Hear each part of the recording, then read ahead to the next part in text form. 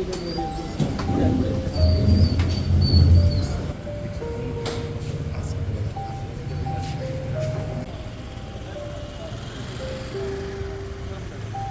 ನಟ, ಮಾಜಿ ಐಎಎಸ್ ಅಧಿಕಾರಿ, ರಾಜಕಾರಣಿ ಕೆ ಶಿವರಾಮ್ ಅವರು ಇಂದು ನಿಧನ ಹೊಂದಿದ್ದಾರೆ. ಅವರಿಗೆ 71 ವರ್ಷ ವಯಸ್ಸಾಗಿತ್ತು. ಅವರ ಆತ್ಮಕ್ಕೆ ಶಾಂತಿ ಸಿಗಲಿ ಎಂದು ಚಿತ್ರರಂಗದ ಗಣ್ಯರು ಹಾಗೂ ರಾಜಕಾರಣಿಗಳು ಕೋರುತ್ತಿದ್ದಾರೆ. ನಿಧನ ಹೊಂದುವುದಕ್ಕೂ ಮೊದಲು ಮಾಜಿ ಸಿಎಂ ಬಿಎಸ್ ಯಡಿಯೂರಪ್ಪ ಸೇರಿದಂತೆ ಅನೇಕ ಗಣ್ಯರು ಆಸ್ಪತ್ರೆಗೆ ಭೇಟಿ ನೀಡಿ ಅವರ ಆರೋಗ್ಯವನ್ನು ವಿಚಾರಿಸಿದರು. ವೈದ್ಯರು ಎಷ್ಟೇ ಪ್ರಯತ್ನ ಪಟ್ಟರೂ ಶಿವರಾಮ್ ಅವರನ್ನ ಬದುಕಿಸಲು ಸಾಧ್ಯವಾಗಲಿಲ್ಲ. ಶಿವರಾಮ್ ಅವರಿಗೆ 15 ದಿನಗಳ ಹಿಂದೆ ಅಧಿಕ ರಕ್ತದೊತ್ತಡದಿಂದ ಸಮಸ್ಯೆ ಆಗಿತ್ತು. ಇತ್ತೀಚೆಗೆ ಹೃದಯಾಘಾತ ಆಯಿತು. ಹೀಗಾಗಿ ಬೆಂಗಳೂರಿನ ಖಾಸಗಿ ಆಸ್ಪತ್ರೆಗೆ ಅವರನ್ನ ದಾಖಲಿಸಲಾಯಿತು.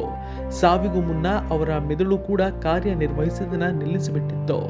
ಅವರನ್ನ ಐಸಿಯುನಲ್ಲಿ ಇರಿಸಿ ಚಿಕಿತ್ಸೆ ಕೂಡ ಕೊಡಲಾಗ್ತಿತ್ತು. ಈಗ ಅವರು ಮೃತಪಟ್ಟಿದ್ದಾರೆ ಎಂಬ ಸುದ್ದಿ ಅಧಿಕೃತವಾಗಿ ಹೊರಬಿದ್ದಿದೆ. ಹಾಗಾಗಿ ಈಗ ಅವರ ಪಾರ್ಥಿವ ಶರೀರವನ್ನ ಮನೆಗೆ ಕರೆತರಲಾಗಿದೆ.